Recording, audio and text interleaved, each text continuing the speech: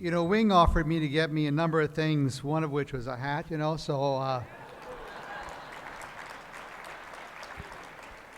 I'd probably take this over the surfer outfit, so. But I will have my fish tacos later on today, I promise.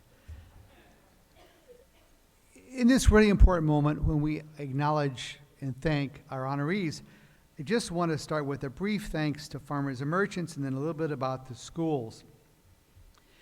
This has been alluded to.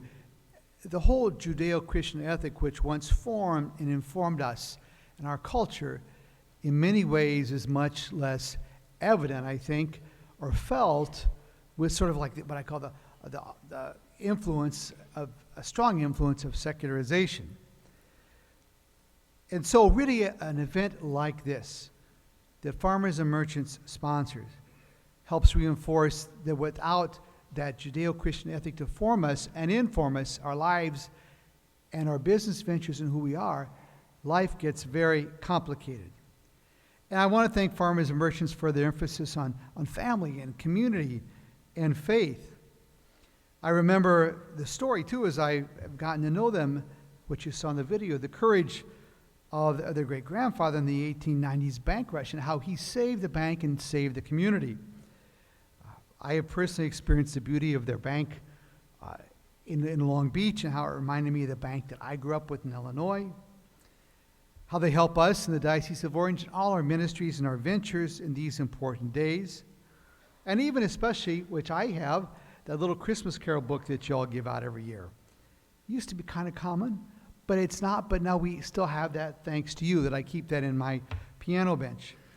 And also the personal friendship I've experienced with the Walkers and the bank folks, and the personal friendship that I still feel when I go to Farmers and Merchants on 17th Street in Santa Ana for my own personal business.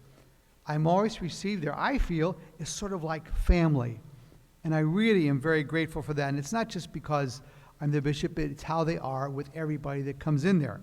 I like to go there, and they always have time for everybody, and I like to stay and visit as I transact my own business. So that's the atmosphere that you all present to everybody, and what a gift that is for us to show how business and ethics can be lived within that great framework of faith and family.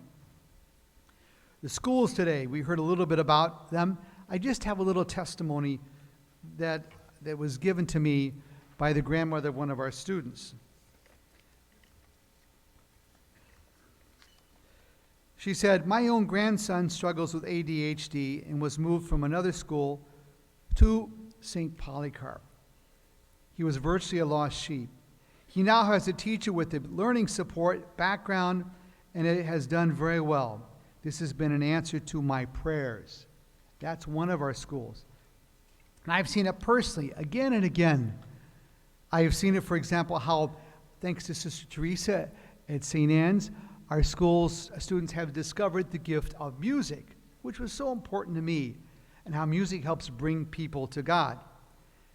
And through my visits to all the schools and the masses and the opportunities I had to visit, I have been able to see firsthand what it does for our students now into the future and really into eternity.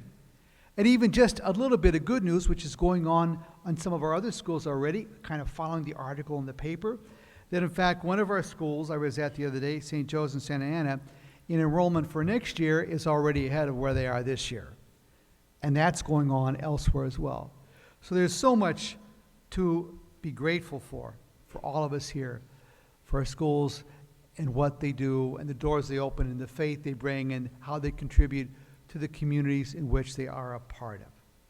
So that's just a couple of reflections on why we're here today. Now it's my privilege to introduce our honorees.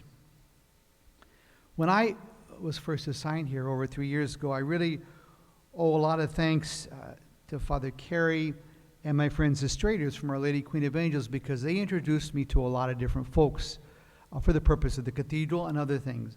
And it was one of these gatherings that I met Marie, our first honoree. And we talked about a number of things, and one of which she gave me some good advice about business and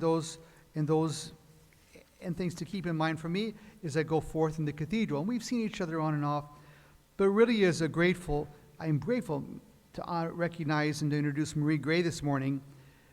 She's founder of St. John Knits in Grays. We have a little video of her and her work. But Marie, I'm very grateful to you and your kindness to me and the good that you do for so many in our community.